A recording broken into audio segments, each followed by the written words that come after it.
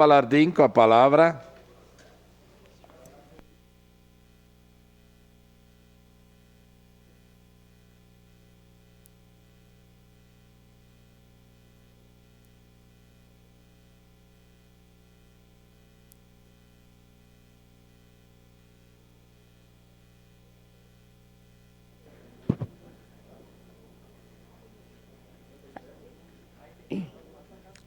Bom dia, senhor presidente, senhores e senhoras vereadores. Hoje, entre tantos temas que eu gostaria de trazer a esta casa, eu escolhi falar de um assunto que eu venho desde o início do meu mandato, trazendo a discussão devido a um acontecimento muito importante em relação à renda básica, que é algo defendido por nós, dentro dessa Casa Legislativa, defendida pelo nosso sempre senador Eduardo Suplicy, há mais de 30 anos, e que na semana passada foi aprovado no Senado a PEC da renda básica. O que significa a aprovação dessa PEC no Senado? Significa que a renda básica poderá ser inclusa na nossa Constituição Federal. E uma vez que este direito for incluso, ele será para todos. E uma questão principal de estar na nossa Constituição Federal é que será um direito garantido para sempre, a qual nenhum governo poderá retirar. E isso é fundamental. A renda básica, ela garante para todos e todas o mínimo para sobreviver. E olhe como é difícil nós falarmos do mínimo, né? No momento de tantas dificuldades, a gente sabe que o mínimo não é acessível a todos. Então, é de extrema importância essa aprovação que o Senado deu à PEC da renda básica. Além disso, pegando especificamente a questão de estar na nossa Constituição Federal e, portanto, se tornar algo que será direito de todos e significar que nenhum governo poderá retirar, é importante a gente pegar um exemplo do que está ocorrendo agora. A gente teve a questão do Bolsa Família, que retirou o Brasil do mapa da fome, que garantiu a brasileiros e brasileiras o direito à alimentação, o direito à dignidade. E o que a gente vê acontecendo agora? Uma raiva descontrolada e inexplicável a um partido que sempre se preocupou com a população, sendo atacado com a retirada do Bolsa Família. Aqui em Caxias do Sul, 53.373 caxienses são beneficiados por esse auxílio. E com a mudança proposta pelo governo Bolsonaro, perderá o auxílio, ficarão sem renda nenhuma, voltarão a passar fome, 44.545 caxienses. Então, a gente pode perceber que direitos que foram garantidos a longo prazo, que foram lutados e conquistados com participação popular, podem ser retirados por governos que não se preocupam com a pauta social. E, por isso, a renda básica estar na nossa Constituição Federal é tão importante, para que não venham governos como este, que não se preocupam com as pessoas e não façam com que 44 mil caxienses voltem a passar fome.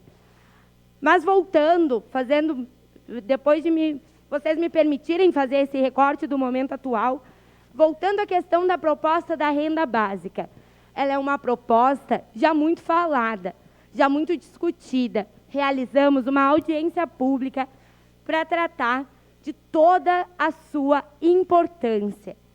E essa proposta, que foi aprovada no Senado, ela tem algumas características que, a mim, são bem importantes.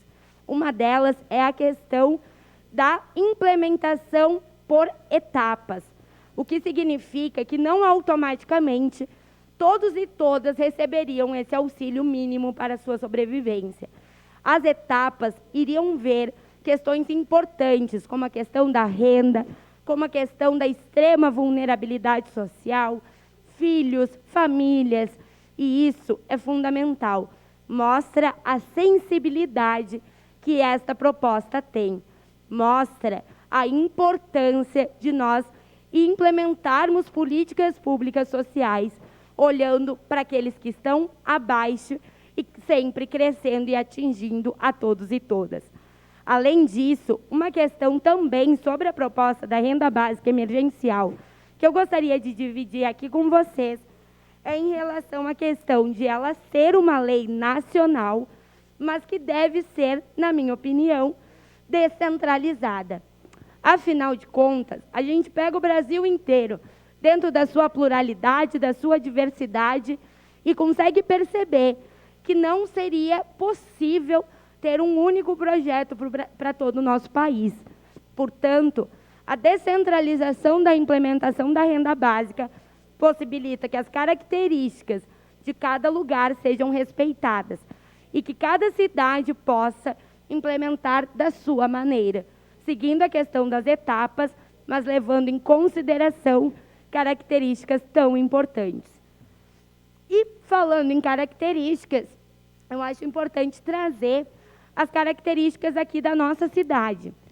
Eu já tive a oportunidade de expressar e trazer para vocês diversos dados de Caxias do Sul, mas eu acho que, enquanto eles não mudarem, a gente precisa continuar falando deles.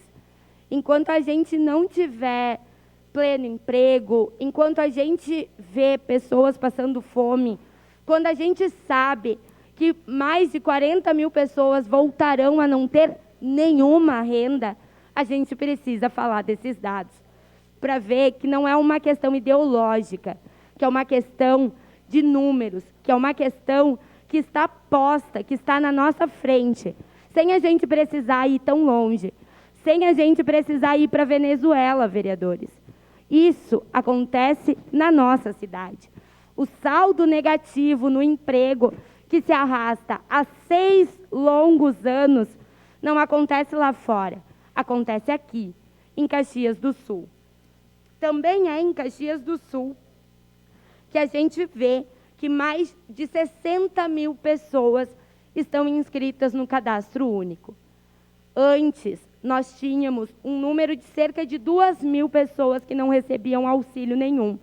Agora, após essa mudança cruel de Bolsonaro, serão não 2.000, mas 42.000, mais de 42.000 pessoas que não terão nada para sobreviver.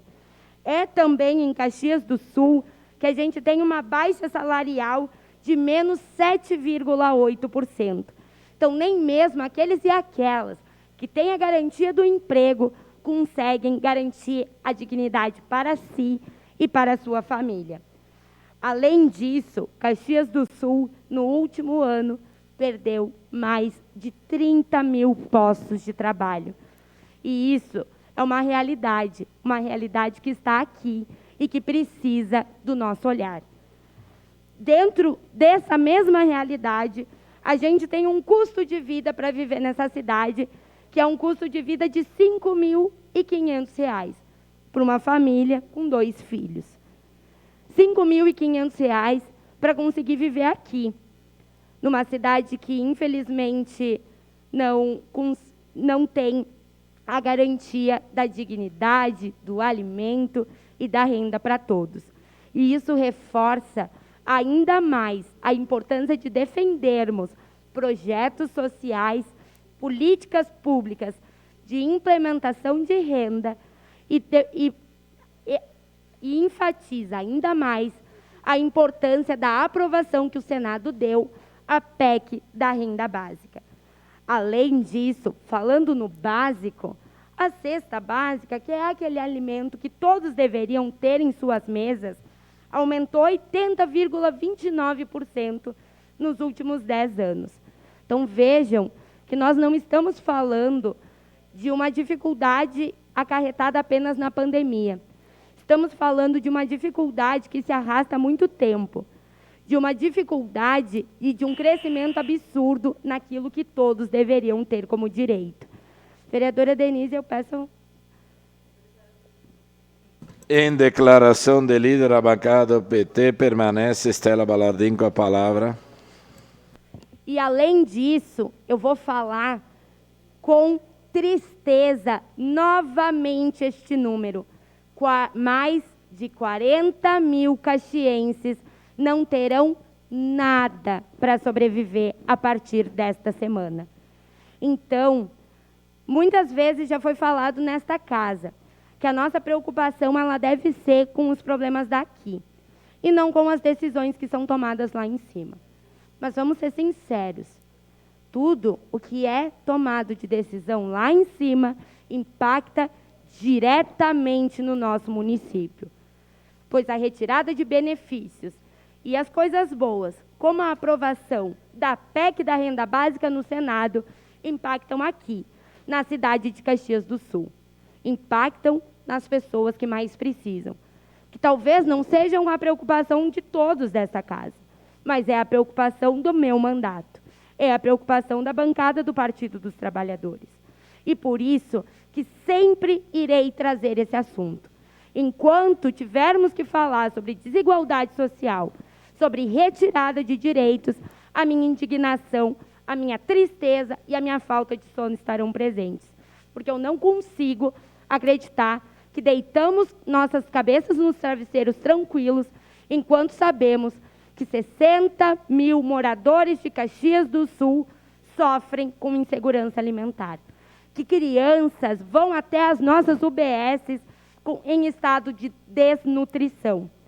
Então, por isso que é tão importante nós olharmos para essas questões. E eu quero reforçar mais uma vez, observem que eu não estou falando de países de esquerda, comunistas, eu estou falando do Brasil do Bolsonaro. É no Brasil de Bolsonaro que tem miséria e fome, é no Brasil de Bolsonaro que falar de renda básica se torna desafiador. Que falar de renda básica se torna um ato de resistência. Porque falar de renda básica, falar de política pública social neste governo é falar de algo que terá muita dificuldade para ser aprovado. Então, a gente precisa se preocupar com essas questões. Não podemos falar de implementações de projetos enquanto a gente não consegue garantir o fim da fome na nossa cidade ou no nosso país. E é com dignidade, com política pública social, é com incentivo, é com projetos como o aprovado ontem, aqui nesta casa, que implementará a questão do fundo da renda, do emprego e renda, é com projetos como a aprovação da PEC da renda básica que a gente consegue garantir o avanço. O saldo negativo no comércio, ele não vem com um fecha tudo que sequer existiu. E não sejamos levianos de dizer que é isso. A gente sabe que não é. A gente pode mentir para nós mesmos. Mas quando a gente está, com nós mesmos, olhando no espelho, a gente sabe que não é. Fecha tudo não ocorreu da forma correta no Brasil. E a gente sabe que mundialmente somos criticados por isso. Somos motivos de chacota por isso. Porque fomos os piores na condução de uma pandemia. Então, se a gente tem saldo negativo no emprego, saldo negativo no comércio, é por falta de emprego e renda para a população. Porque nos governos Lula e Dilma, quando tínhamos o pleno emprego, nós tínhamos um comércio que girava. Nós tínhamos empresas que precisavam de mão de obra, porque o nosso comércio vendia para o povo pobre, que não guarda dinheiro no banco, que vai lá e gasta no mercadinho, que vai lá e compra um presente de Natal para os seus filhos, que vai lá e incentiva o comércio da nossa cidade, e não o comércio exterior. E é por isso que eu preciso mesmo pedir que esta casa seja muito sincera nas suas colocações, quando nós estamos falando da economia, não dos economistas, mas da economia do povo. A economia que a gente enxerga quando a gente anda no bairro. Da economia que nós recebemos nos nossos celulares, que é a ligação de uma mãe chorando, desesperada por não ter 1 litro de leite. É dessa economia que nós temos que falar. E é por isso que a gente tem que olhar para isso que está acontecendo a nível nacional. Olhar para a grandiosidade da possibilidade que nós temos, da possibilidade que nossa Câmara de Deputados Federal tem de aprovação desse projeto tão importante para o nosso país. E eu reforço, mais uma vez, o município, enquanto poder público, enquanto casa legislativa, enquanto executivo, precisa sim somar esforços. Precisa sim falar, ligar para cada deputado, cada deputada dos nossos partidos e dizer que a gente quer a aprovação da renda básica, que a gente quer a implementação desse direito na nossa Constituição Federal, porque a gente não quer que governos possam retirar direitos, porque a gente quer a garantia de brilho no olho, a garantia de sonhos, a garantia de comida na mesa para toda a população. E é dentro disso que eu deixo aqui o meu pedido a vocês, que a gente possa acompanhar o trâmite legal desta PEC, a PEC da renda básica, e que a gente possa estar comprometidos pela aprovação dela. Não depende de nós, mas também depende.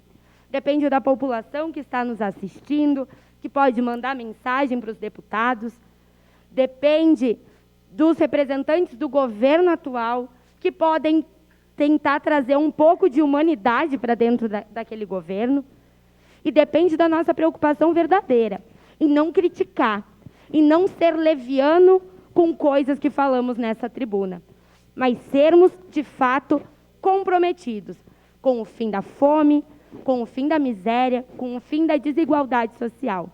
É esse o compromisso do meu mandato, que desde o início se preocupou com essa pauta, que já apresentou um projeto, juntamente com a Comissão de Direitos Humanos e Cidadania, falando da renda básica emergencial, que agora eu venho com tanta felicidade, mas, ao mesmo tempo, com tanta indignação, dizer que se a PEC foi aprovada no Senado, na Câmara de Deputados a luta vai ser ainda maior.